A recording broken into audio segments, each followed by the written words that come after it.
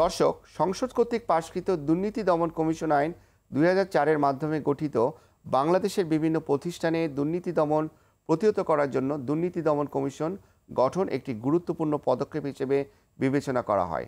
শুরুতে জনবলের অভাব, সীমিত ক্ষমতা এবং রাজনৈতিক হস্তক্ষেপ সহ বেশ কিছু চ্যালেঞ্জের মুখোমুখি হতে হয় কমিশনকে।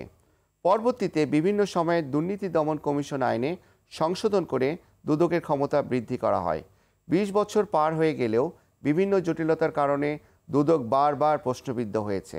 আর তাই কমিশনের প্রয়োজনীয় সংস্কারে ইতিমধ্যে দুর্নীতি দমন কমিশন সংস্কার কমিশন গঠন করা হয়েছে। দুর্নীতি দমন কমিশনকে সময়োপযোগী রাখা এবং দেশের বর্তমান ও ভবিষ্যতের প্রয়োজনে মিটানোর জন্য দুর্নীতি দমন কমিশন সংস্কার প্রয়োজন কিনা এবং প্রয়োজন হলে তা কী উপায়ে কতটুকু সংস্কার প্রয়োজন, এই বিষয়ে চুলচেরা বিশ্লেষণ ও সহজভাবে উপস্থাপন করতে RTVর নিয়মিত আয়োজন আইন অধিকার। আপনাদের সঙ্গে আছি আমি barrister Mahfuzur Rahman Milon, deputy attorney general for Bangladesh. আর এই বিষয়ে আলোচনার জন্য বিশেষজ্ঞ হিসেবে যুক্ত হয়েছেন জগন্নাথ বিশ্ববিদ্যালয়ের আইন বিভাগের সহযোগী অধ্যাপক ব্যারিস্টার আহমেদ এহসানুল কবির এবং বাংলাদেশের সুপ্রিম কোর্টের আইনজীবী ব্যারিস্টার রাকিব রউফ চৌধুরী। প্রথমে ব্যারিস্টার রাকিব রউফ চৌধুরী সাহেবের কাছে একটু জানতে চাচ্ছি যে এই যে দুর্নীতি দমন কমিশন আইন ২০০৪-এ যে আইনটা গঠন করা হলো, ধারা ৩-২ বলেছে যে এই দুদক বা দুর্নীতি দমন কমিশন, যে এই কমিশন হবে স্বাধীন ও নিরপেক্ষ। দুদক গঠন হওয়ার ২০ বছর পর আপনি কি মনে করেন এই যে দুর্নীতি দমন কমিশন কতটুকু স্বাধীন এবং কতটুকু নিরপেক্ষ? আসলে ২০০৪ সালের আইনকে যদি আমরা দেখি, সেই আইনের বিধান সম্পর্কে যদি বলতে যাই, অবশ্যই সেই আইনের ক্ষেত্রে কোনো কার্যকারিতা রাখার জন্য যে বিধান প্রয়োজন সেই বিধান ২০০৪-এর আইনে ছিল। কার্যকরভাবে বাস্তবতার ভিত্তিতে এই আইনকে কিভাবে প্রয়োগ করা হয়েছে সেটা আমাদের দেখার বিষয়। তৎকালীন 111 সরকার এবং পরবর্তী সরকার যেভাবে আইনকে অপব্যবহার করে, যেভাবে একটি রাজনৈতিক হাতিয়ার হিসেবে ব্যবহার করেছে, সেক্ষেত্রে দুর্নীতি দমন কমিশনকে কোনোভাবেই স্বাধীন বলা যায় না, বরং আমি বলবো এটা সম্পূর্ণভাবে পরাধীন ছিল বলেই আমি মনে করি। কারণ এই আইনের বিধানগুলোকে ব্যবহার করে দেখা যাবে যে তৎকালীন সাবেক প্রধানমন্ত্রী বেগম খালেদা জিয়া, ওনার পুত্র জনাব তারেক রহমান সহ দেখা যাবে বিরোধী দলের বিভিন্ন নেতা কর্মীকে সম্পূর্ণ ভুল আইনের ব্যাখ্যা দিয়ে তাদের বিরুদ্ধে দুর্নীতি দমন কমিশন মামলা করেছে এবং সেই মামলাগুলোই পরবর্তী সময় তাদের বিরুদ্ধে সাজা হয়েছে। আমি একজন আইনজীবী হিসেবে মনে করি শুধুমাত্র এই রাজনীতিবিদরা যাতে নির্বাচন করতে না পারেন সেই অসৎ উদ্দেশ্যেই মূলত দুদককে ব্যবহার করে এই রাজনৈতিক মামলাগুলো সেই সময় করা হয়েছিল। বিএনপি ভারপ্রাপ্ত চেয়ারম্যান জনাব তারেক রহমান এবং চেয়ারম্যান বেগম খালেদা জিয়ার বিরুদ্ধে যে মামলাগুলো হয়েছে, আপনার প্রত্যেকটা মামলা যদি আমরা বিশ্লেষণ করতে যাই, দেখব যে ওনাদের দুজনের বিরুদ্ধেই একটি মামলাতেও এই অভিযোগ আসে নাই যে ওনারা কোনোভাবে দুর্নীতি করেছেন, অর্থাৎ কোনো ধরনের কোনো আর্থিক লেনদেন এই মামলাগুলোতে হয়েছে। তাহলে কিসের ভিত্তিতে দুদক এই মামলাগুলো তখন দায়ের পরবর্তী সময়ে এই তদন্ত করলো এবং সেই তদন্তের প্রেক্ষিতে পরবর্তী সময়ে মামলায় সাক্ষ্য গ্রহণ হলো এবং পরবর্তী সময় তাদের বিরুদ্ধে সাজা হলো। সুতরাং এই প্রশ্নগুলোতে দেখা যায় যে সেই সময় সরকার সংশ্লিষ্ট যারা ছিলেন, এরকম উল্লেখযোগ্য কারোর বিরুদ্ধে দুদক পরবর্তী বিগত ১৬ বছরে কোনো মামলা হয়েছে বা তার বিচার হয়েছে এ ধরনের কোনো কথা আমরা যেমন শুনতে পারি নাই। একই সাথে বিরোধী দলের যারা উচ্চ পর্যায়ে যারা নেতা ছিলেন, নেত্রী ছিলেন, তাদের বিরুদ্ধে মামলা হয়ে তাদের বিরুদ্ধে সাজাও দেয়া হয়েছে। আপনাকে অনেক ধন্যবাদ। আমি সেম কোশ্চেনটায় আমি আবার ফিরে আসছি এহসানুল কবির সাহেবের কাছে, যে এই যে দুদক স্বাধীন এবং নিরপেক্ষ কিনা, রাকিব রউফ সাহেব যে কথাটা বললেন আর কি, যে অনেকাংশ দেখা গেছে যে আসলে স্বাধীনভাবে কাজ করতে পারেনি আর কি, তো আপনি এটার সাথে একমত কিনা এবং যদি একমত হয়ে থাকেন তাহলে এটার প্রতিকারটা কি হতে পারে?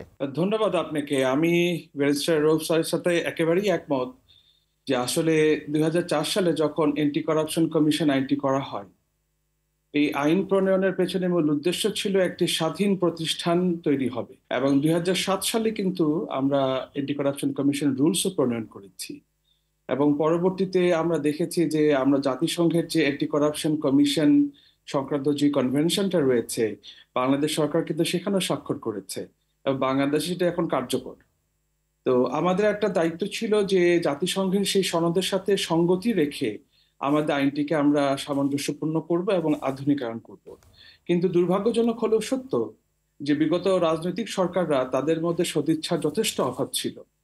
দুদককে প্রাতিষ্ঠানিকভাবে স্বাধীন করাটাকে তারা তাদের জন্য একটা ঝুঁকি মনে করেছে এবং বরাবরই তারা দুদককে যেটা করেছে যে বিরোধী দলকে কিভাবে নিপীড়ন করা যায়, নির্যাতন করা যায় এবং নানাভাবে হয়রানি করা যায়, এই উদ্দেশ্যে এই প্রতিষ্ঠানটিকে ব্যবহার করা হয়েছে। যেখানে দুর্নীতি হচ্ছে এমন একটি বিষয় যে আমাদের যারা আইনের তাত্ত্বিক বিষয় নিয়ে যারা কথা বলেন তারা কেউ এমনও বলেছে যে করাপশন হচ্ছে এইডস অফ ডেমোক্রেসি। এটা গণতন্ত্রের জন্য একটা এত ভয়ানক একটা রোগ যে এটি একটি গণতান্ত্রিক প্রতিষ্ঠানকে ধ্বংস করতে পারে। কেউ কেউ এটাকে বলেছে এবিউজ অফ পাওয়ার, ক্ষমতার অপব্যবহার। তো কাজে এই ক্ষমতার অপব্যবহার কখন আমরা করি? যখন আমার ক্ষমতা থাকে। একজন ব্যক্তি তার পাবলিক পাওয়ারকে প্রাইভেট প্রফিটের জন্য যখন ব্যবহার করে তখন সেটাকে আমরা করাপশন বলবো। এই প্রতিষ্ঠানটি স্থাপনের পেছনে মূল উদ্দেশ্য ছিল যাতে করে এই দেশে একটি দুর্নীতিমুক্ত রাষ্ট্র বিনির্মাণ করা সম্ভব হয়। কিন্তু দুর্ভাগ্যজনক হলেও সত্য, গত 16 বছর আমরা লক্ষ্য করেছি যে এই প্রতিষ্ঠানটিকে শুধুমাত্র বিরোধী দলের রাজনৈতিক নেতৃবৃন্দদেরকে নিপীড়নের জন্য, নির্যাতনের জন্য, হয়রানির জন্য গণহারে মামলা করেছে এবং আমরা দেখছি যে এখন বলা হচ্ছে এই সমস্ত মামলার কোনো ভিত্তি ছিল না। তাহলে এই যে একটি প্রতিষ্ঠান, এটি কিন্তু তার কার্যকারিতা হারিয়েছে। জি, আপনাকে অনেক অনেক ধন্যবাদ। আমরা ইতিমধ্যেই জানি যে গত অক্টোবর মাসে একটি সংস্কার কমিশন গঠন করা হয়েছে, দুর্নীতি দমন কমিশন সংস্কার কমিশন। এই যে সংস্কার কমিশন গঠন করা হয়েছে, এখানে মোহাম্মদ ইফতেখারুজ্জামান সাহেব টিএবি, যিনি হচ্ছে নির্বাহী পরিচালক, তাকে প্রধান করে 8 সদস্য বিশিষ্ট একটি কমিশন গঠন করা হয়েছে। এই কমিশনের কাছে আমাদের প্রাপ্তি এবং আমাদের চাওয়া কি হতে পারে বলে মনে হয়, এটা আমি একটু রাকিব রউফ সাহেবের কাছ থেকে একটু জানতে চাচ্ছি। আমাদের দেশের সমস্যা চিহ্নিত করা হয় যে দেশের মূল সমস্যা কি, তাহলে আমি বলবো যে প্রথম সমস্যা হচ্ছে দুর্নীতি। আমরা যদি দুর্নীতিকে আমাদের জায়গা থেকে যদি জিরো টলারেন্স অথবা সহনীয় জায়গায় থাকতো তাহলে দেশের সার্বিক পরিস্থিতি এই জায়গায় আসতো না। সুতরাং সেই জায়গা থেকে আমরা যদি হিসাব করি প্রশাসনের রন্ধ্রে রন্ধ্রে দুর্নীতি চলে আসছে, সেই জায়গা থেকে যদি সংস্কার কমিশন যেই সংস্কার করবেন, আমরা দেশের সাধারণ নাগরিক হিসেবে প্রত্যাশা করি যে এই কমিশন বাস্তবতার ভিত্তিতে প্রত্যেকটা জায়গায় যে দুর্নীতিগুলো হচ্ছে সেই দুর্নীতির ক্ষেত্রে তারা কার্যকর সুপারিশ করবেন। আপনি যদি নির্বাচনের কথা বলেন, নির্বাচন ব্যবস্থার সাথেও কিন্তু এই দুর্নীতির একটা বড় সংশ্লিষ্টতা রয়েছে। অর্থাৎ শুধুমাত্র সরকারের মন্ত্রণালয়গুলোই শুধু না, একজন পাবলিক সার্ভেন্ট অর্থাৎ বা জনপ্রতিনিধি যারা থাকবেন তাদের যেই জায়গাগুলোতে দুর্নীতির সুযোগ রয়েছে, আমি মনে করি যে সেই সুযোগগুলোও বন্ধ করার ব্যাপারে কমিশনের সুস্পষ্ট সুপারিশ থাকা উচিত। যেমন আপনি দেখবেন যে আমাদের শিক্ষা প্রতিষ্ঠানে, এলাকার শিক্ষা প্রতিষ্ঠানগুলোতে নিয়োগ বাণিজ্য হয়, যেখানে শিক্ষক, শিক্ষিকা এবং প্রধান শিক্ষক তাদের নিয়োগের ক্ষেত্রে দেখা যাবে নিম্নমানের কোনো প্রার্থীকে অর্থের বিনিময়ে নিয়োগ দেয়া হয়, যার ফলে দেখা যায় শুধু এই অর্থটাই যায় না, সেই অর্থের সাথে সেই শিক্ষা প্রতিষ্ঠানের শিক্ষা ব্যবস্থা বা শিক্ষার মান সম্পূর্ণভাবে অবনতি হয়। এই জায়গাগুলো কিন্তু আমাদের আগে অ্যাড্রেস করা দরকার।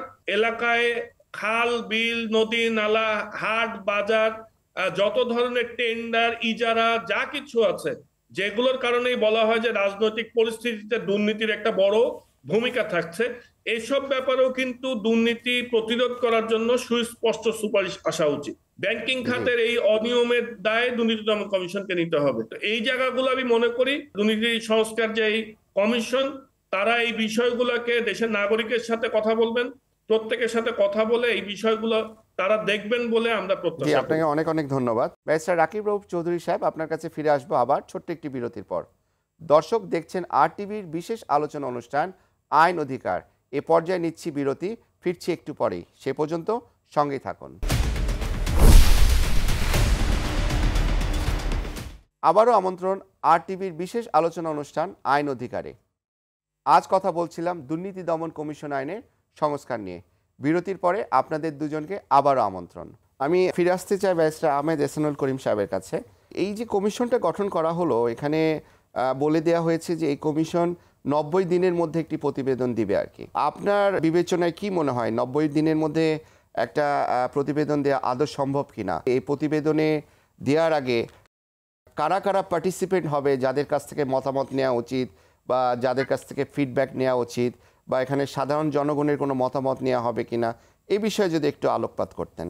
আমরা মনে করি যদি সদিচ্ছা থাকে 90 দিনের মধ্যেই এটা সম্ভব এবং প্রয়োজনে সময় বাড়িয়ে নেওয়া যায়। তবে আমার যেটা প্রাপ্তি বা প্রত্যাশার জায়গা থেকে আমি যদি বলি যে আমার প্রত্যাশাটা কি এই কমিশনের কাছে, তাহলে প্রথমত আমি বলবো যে বর্তমানে যে আইনগুলো আছে এগুলো কিন্তু বিচ্ছিন্ন অবস্থায় আছে।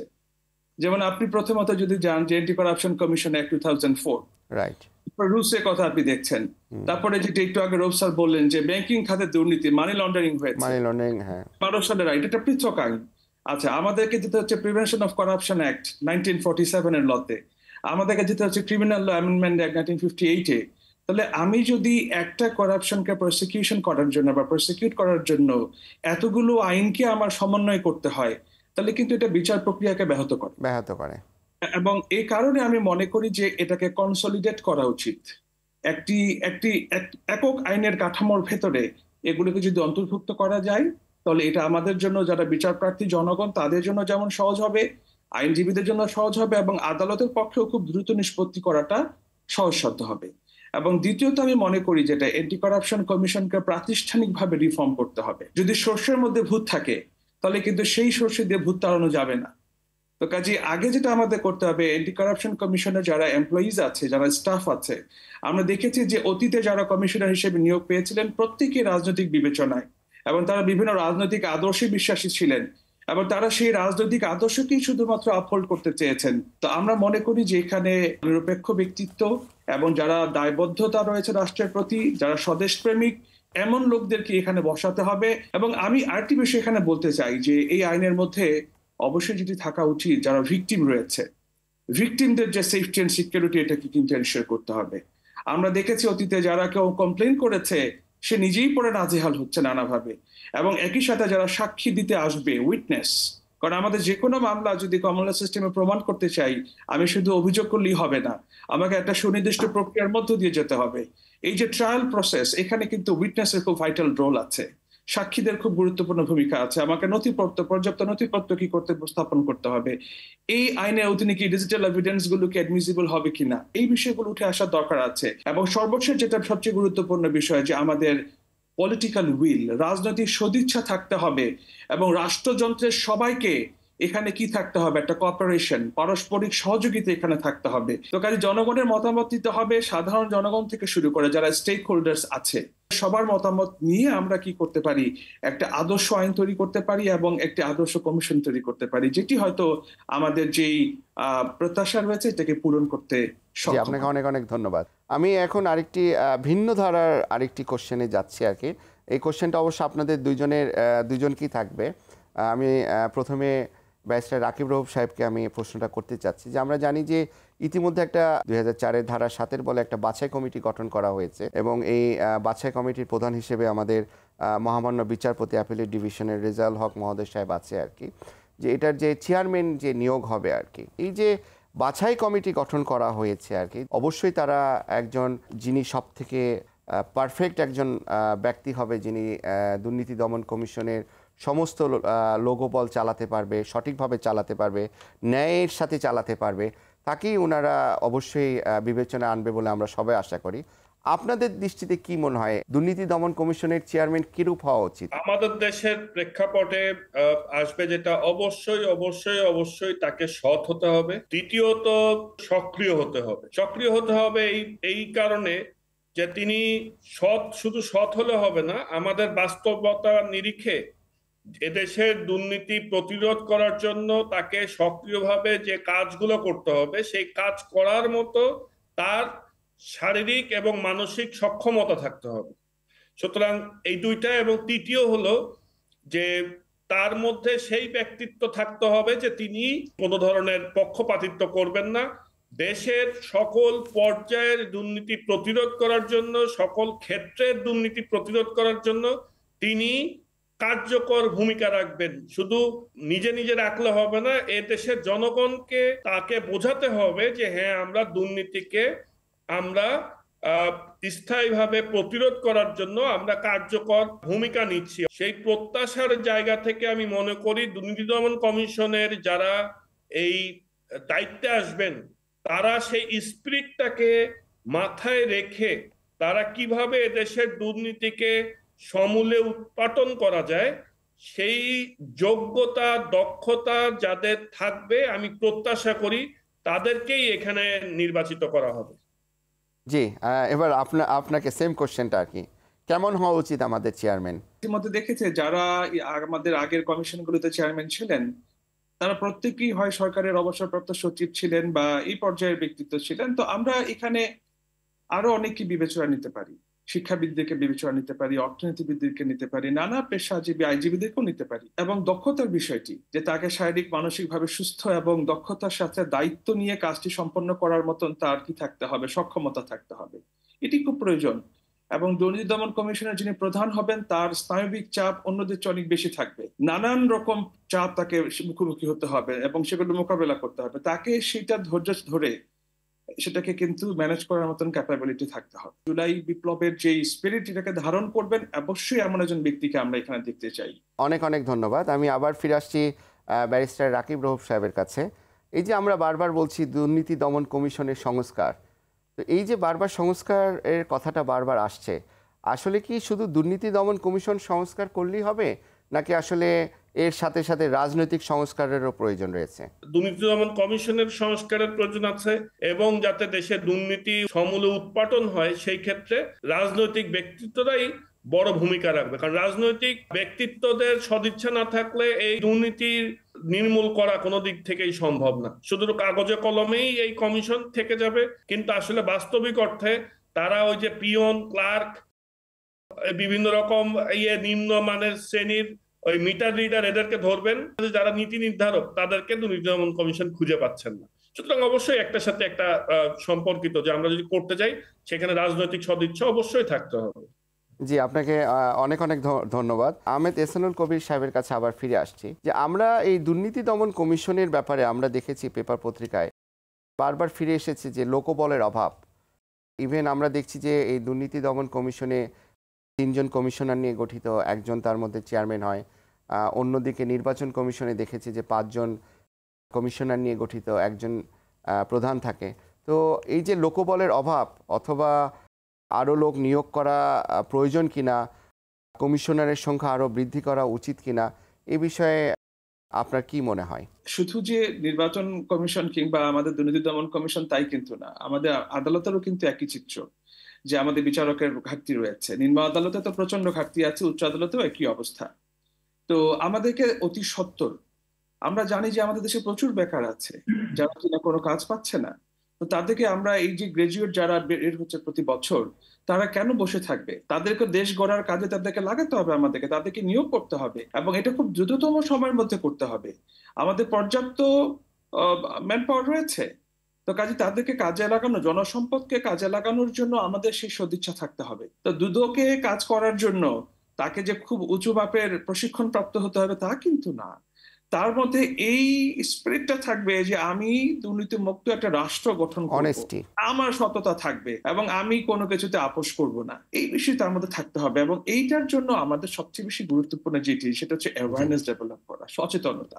আমরা যদি পারিবারিক ভাবে, সামাজিক ভাবে এবং রাষ্ট্রীয় ভাবে, সামগ্রিক ভাবে যদি আমরা কি করতে পারি, একটি প্রতিরোধ আন্দোলন গড়ে তুলতে পারি, তাহলেই কিন্তু দুর্নীতি দমন কমিশনের উদ্দেশ্য সফল হবে। জি, আপনাকে অনেক অনেক ধন্যবাদ। আমি আবারও রাকিব রউফ সাহেবের কাছে ফিরে আসছি। এই যে প্রসিকিউশন টিম, এখানে আমাদের অ্যাটর্নি জেনারেল কার্যালয় নতুন করে সাজানো হয়েছে, আন্তর্জাতিক অপরাধ ট্রাইব্যুনালের প্রসিকিউশন টিম নতুন করে সাজানো হয়েছে। যে দুর্নীতি দমন কমিশনের যে প্রসিকিউশন টিম থাকবে, সেটাকে নতুন করে ঢালাও করে সাজানোর প্রয়োজন আছে কিনা, এ বিষয়ে আমাদেরকে একটু কাইন্ডলি যদি বলতেন। আজকে যেমন দেশের মানুষ একদিক থেকে বলছে যে কি ব্যাপার, এক সময় এক আমলে সাজা হয়েছে আর এক আমলে খালাস হচ্ছে কেন? নাইকো, গ্যাটকো, বড়পুকুরিয়া কিংবা Zia charitable trust, Zia orphanage trust, যে মামলাগুলোর কারণে একজন দেশের 3 বারের সাবেক প্রধানমন্ত্রী এই এত বছর ধরে জেলে আছেন, এই মামলাগুলোতে বলেন তো, এই মামলাগুলোতে কোথায় তিনি অর্থ নিয়েছেন এই অভিযোগটা কোথাও আছে কিনা? এই দুর্নীতি দমন কমিশনের যে প্রসিকিউশন টিম, তারা পাবলিক মিডিয়াতে এসে সরাসরি বলছেন যে উনারা দুর্নীতি করেছেন। তো এই যে কাজগুলোতে স্বাভাবিকভাবেই তাদের যে পরিচালনা করার যে প্রক্রিয়া, সেগুলো নিয়ে তখন জনগণের মধ্যে প্রশ্ন জাগে যে তারা আসলে এটার কি ব্যাখ্যা দিয়েছেন। এই জিয়া অরফানেজ ট্রাস্ট মামলায় যেই দুদক, যেই আইনজীবী পাবলিক মিডিয়া আদালতে একদম গলা ফাটিয়ে ফেলেছেন যে এই বিএনপি চেয়ারপারসন বেগম খালেদা জিয়া এতিমের টাকা মেরেছেন, এইটা করেছেন, সেটা করেছেন, এই পরিবর্তিত পরিস্থিতিতে এই দুদকের আইনজীবী এসে সম্প্রতি বলেছেন এখানে কোনো দুর্নীতি হয় নাই, কেউ কোনো টাকা নেন নাই, শুধু ফান্ড ট্রান্সফার হয়েছে। তাহলে এটা কি আকাশ থেকে আসলো? একই প্রসিকিউশন টিম, একই দুদক, একই জায়গায়। তাহলে ওনারা আজকে যে কথাটা বললেন, যে কথার উপর ভিত্তি করে মূলত মহামান্য আদালত বিএনপি চেয়ারপারসনকে খালাস দিলেন, তাহলে একই এভিডেন্স অর্থাৎ একই সাক্ষ্য প্রমাণ, একই রেকর্ডের উপর ভিত্তি করে দুদকের পক্ষে যে এই আসামিগুলোকে অভিযুক্ত করার জন্য যে তৎপর ছিলেন, সুতরাং এই তাদের এই অতি তৎপরতা, অতি উৎসাহই প্রমাণ করে যে তারা নিরপেক্ষভাবে কাজ করেন নাই। জি, আপনাদের দুইজনকে অনেক অনেক ধন্যবাদ। আপনারা আপনাদের মূল্যবান সময় আমাদেরকে দিয়েছেন। ইনশাল্লাহ আবার পরবর্তীতে দেখা হবে কোনো একটি টপিকে, অন্য কোনো দিনে। ধন্যবাদ। দর্শক, আমরা আমাদের আমন্ত্রিত দুইজন অতিথির কাছে গঠনমূলক বেশ কিছু আলোচনা শুনলাম। আমরা দেখলাম কিভাবে দুর্নীতি দমন কমিশন গঠন হতে পারে, কিভাবে দুর্নীতি দমন কমিশন সংস্কার হতে পারে, দুর্নীতি দমন কমিশনের চেয়ারম্যান হলে কীরকম চেয়ারম্যান হওয়া উচিত, এই বিষয়ে আমরা আলোকপাত করলাম। আমরা আরও আলোকপাত করলাম দুর্নীতি দমন কমিশনের প্রসিকিউশন টিম কিভাবে কাজ করতে পারে অথবা কিভাবে কাজ করা উচিত। দর্শক, আজ এ পর্যন্তই। আমরা আবার ফিরে আসব অন্য কোনো বিষয়বস্তু নিয়ে আপনাদের সামনে। ধন্যবাদ।